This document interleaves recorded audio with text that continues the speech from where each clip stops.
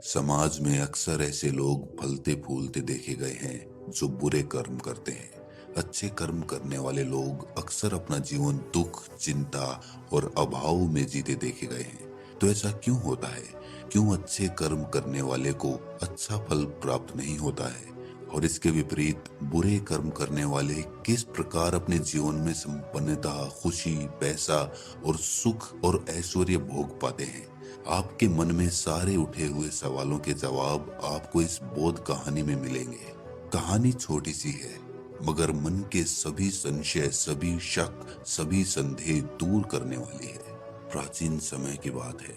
एक बहुत बड़ा सम्राट हुआ करता था जिसके अधीन बहुत सारे राज्य आते थे। अपनी प्रजा को हमेशा सुखी रखना ही उसका एकमात्र कर्तव्य रहा करता था। लेकिन धूप और छांव की तरह जीवन में उतार चढ़ाव आते रहते हैं।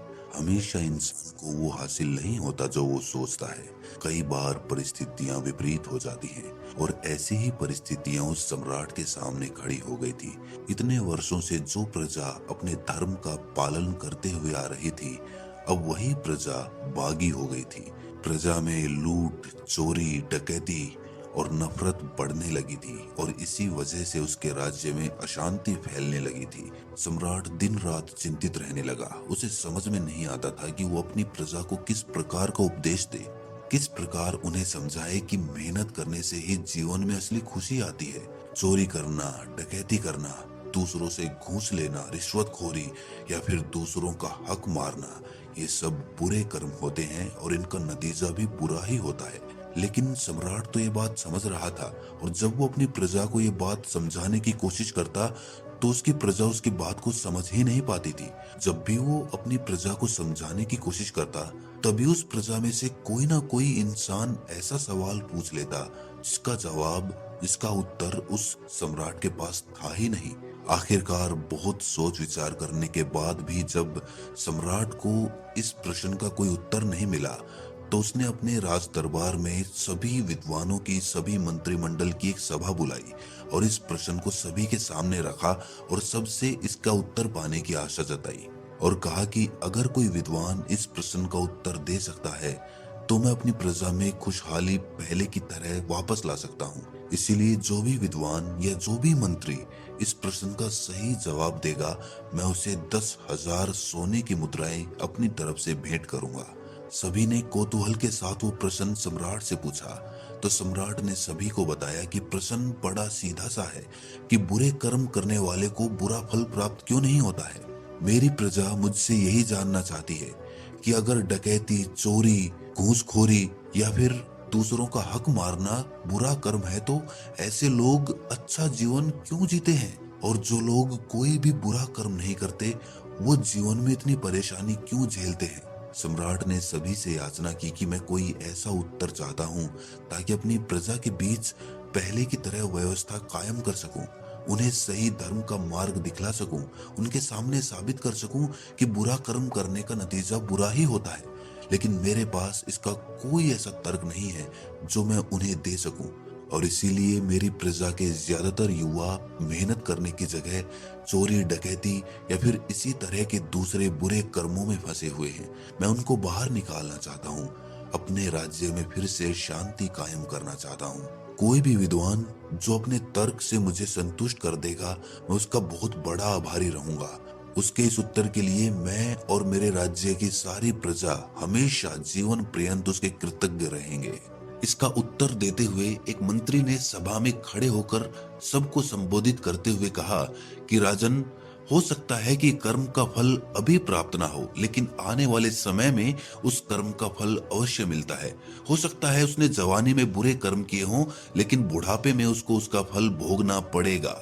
ये विधि का विधान है। इस पर सम्राट ने उत्तर दिया कि मंत्री जी, मैंने अपने जीवन में बहुत से लोगों को देखा है जो जीवन पर्यंत बुरे कर्म करते रहते हैं, जवानी में भी, बुढ़ापे में भी, लेकिन उसके बावजूद वो सुख संपन्नता, वैभव और भोग विलास को भोग कर ही मरते हैं। कोई भी कर्म का विधान जो कथन आप कह रहे हैं, मैंने अपनी आंखों के सामने वो गलत साबित होते हुए देखा है। बहुत बार ऐसा देखा गया है। इस पर उस मंत्री ने उत्तर दिया कि राजन, हो सकता है कि उसे अपने कर्मों का फल इस जन्म में प्राप्त ना हुआ हो, लेकिन अगले जन्म में तो उसे अपने कर्मों का फल अवश्य भोगना पड़ेगा।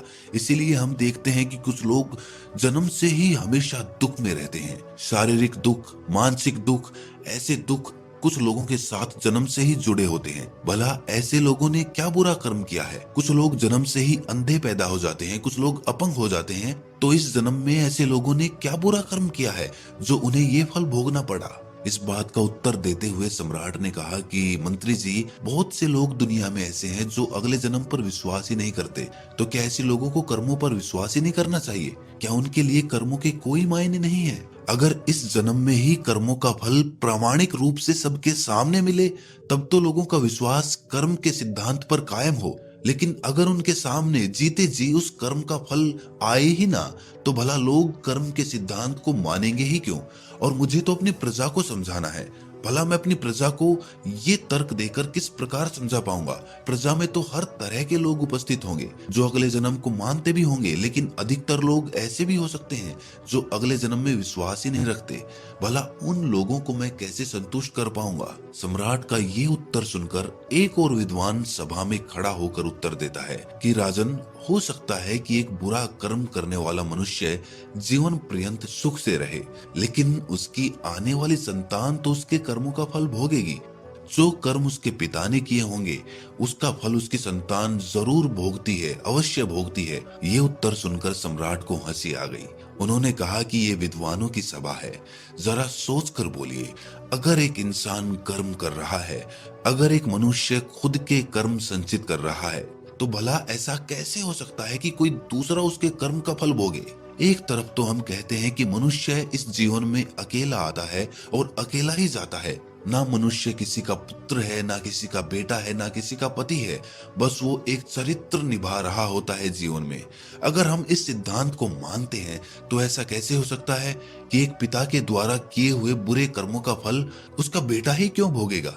उसकी पत्नी भी भोग सकती है, उसके पोते भी भोग सकते हैं। भला उसके बेटों ने ऐसा क्या गुनाह किया है? ये बात किसी रूप से दूर दूर तक तार्किक नहीं है। इस उत्तर से तुम खुद के मन को संतुष्ट कर सकते हो, लेकिन एक तेज बुद्धि वाले मनुष्य को ये बात कभी समझ में नहीं आएगी। इसीलिए ऐसे उत्तर लेकर आओ जिससे मैं संतुष्ट हो सकूं और मैं संतुष्ट होने के बाद अपनी प्रजा को संतुष्ट कर सकूं। सभा में खलबली मच गई। किसी के पास अब कोई उत्तर नहीं बचा था। लोग एक दूसरे का मुंह ताक रहे थे कि तभी उस दरबार में एक भिखारी आ पहुंचता है। फटे पुराने कपड़े पहने हुए वो हाथ जोड़कर उस सम्राट के सामने खड़ा हो जाता है। विद्वान उसे देखकर क्रोधित हो जाते हैं। वो सम्राट से कहते हैं कि राजन, आपने यहाँ विद्वानों की सभा बुलाई है, यहाँ पर ये भिखारी क्या कर रहा है? ये सुनकर सम्राट अपने दरबारियों को बुलाकर पूछता है कि तुमने इस भिखारी को राज दरबार में क्यों घुसने दिया? तब दरबारी कहते हैं कि राजन, हमने इसे रोकने का बहुत प्रयास किया, लेकिन ये बार बार कहता रहा कि जो प्रश्न सम्राट के मन में उठ रहे हैं उनका जवाब मेरे पास है, उनका मैं उत्तर दे सकता हूँ। अगर मैं एक बार राज दरबार में पहुंच गया और इसके बार बार याचना करने पर हमने इसको अंदर आने दिया। ये सुनकर सभी विद्वान जो सभा में उपस्थित थे और सभी मंत्रिमंडल ठाके मार मार कर हंसने लगे। उन्होंने कहा कि जिस प्रश्न का जवाब इतने बड़े बड़े विद्वान नहीं दे पा रहे, उसका जवाब भला एक भिखारी कैसे देगा? भिखारी के चेहरे पर मंद मंद मुस्कान थी। उसके मन में किसी के प्रति कोई ईर्ष्या भाव नहीं था। जब राजा ने भिखारी का ये चेहरा देखा, तब राजा को एहसास हुआ कि शायद इस भिखारी को आत्मज्ञान प्राप्त हो चुका है। एक बार इसकी बात अवश्य सुननी चाहिए। उस भिखारी ने कहना शुरू किया कि राजन, इन फटे पुराने कपड़ों को देखकर आपके दरबारी मुझे अंदर घुसने नहीं दे रहे थे, लेकिन मैं अपने नगर में लोगों से दूर एक कुटिया बनाकर रहता हूँ और दूर दूर से लोग मेरे पास अपने प्रश्नों के उत्तर जानने के लिए आते हैं। वहां भी मैं ऐसे ही फटे पुराने कपड़े पहनता हूँ, लेकिन वो लोग मेरी बड़ी प्रशंसा करते हैं। लेकिन इन फटे पुराने कपड़ों की अहमियत आपके राज्य में आकर खत्म हो गई। भला ऐसा क्यों है कि मेरे नगर में लोग मेरी इज्जत करते हैं और यहाँ पर लोग मुझे भिखारी समझते हैं? इंसान तो मैं वही हूँ, कर्म भी मैंने वही किए हैं, तो मेरे कर्मों का फल एक स्थान से दूसरे स्थान पर आने से बदल क्यों गया? क्या स्थान बदलने से कर्मों का फल भी बदल जाता है?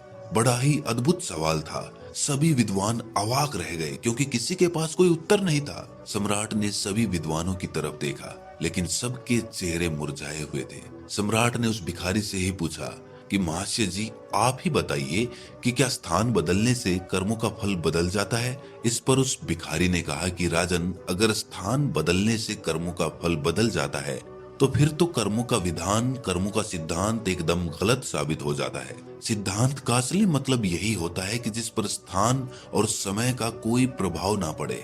स्थान बदलने से कर्मों के फल नहीं बदलते हैं। कर्मों का फल प्राप्त करने के लिए सही माहौल या कहें कि सही वातावरण होना आवश्यक होता है। जब सही वातावरण या सही माहौल मिलता है तो कर्मों का फल अपने आप मिल जाता है। मेरे नगर में उस तरह के लोग हैं जो ज्ञान को महत्व देते हैं, और यहाँ पर ऐसे लोग हैं जो दिखावे को महत्व देते हैं, पहनावे को महत्व देते हैं। और इसीलिए यहाँ पर वो वातावरण नहीं है जो मेरे नगर में था, और इसीलिए मेरे कर्मों का फल मुझे मेरे नगर में तो मिल रहा था, लेकिन यहाँ आने के बाद उन कर्मों का कोई प्रभाव देखने को नहीं मिला। सही ऋतु आने पर ही पेड़ में फल लगते हैं।